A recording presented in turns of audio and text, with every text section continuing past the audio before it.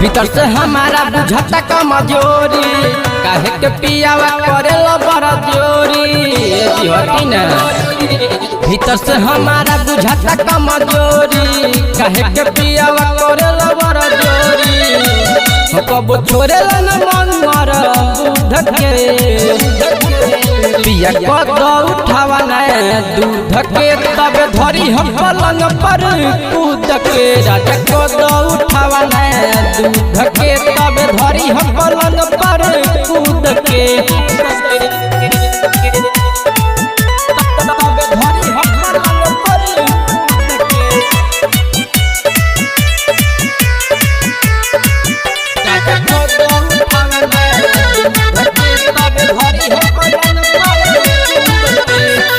खाए में पियावा करे लगन जूस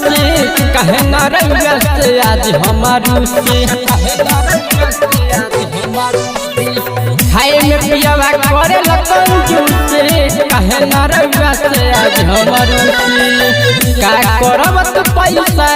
दूध के पिया कद उठावा न दूध के तब धरी हम पलंग पर कूद के राजा कद उठावा न दूध के तब धरी हम पलंग पर कूद के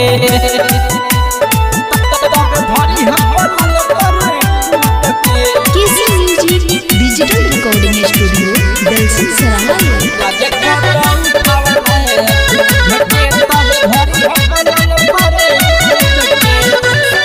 संतोष सवरिया न धरया कवरिया बेरबेरी ओइसे न सट पजरिया संतोष सवरिया न धरया कवरिया बेरबेरी ओइसे न सट पजरिया हुआ मन बोला जानी ओइसे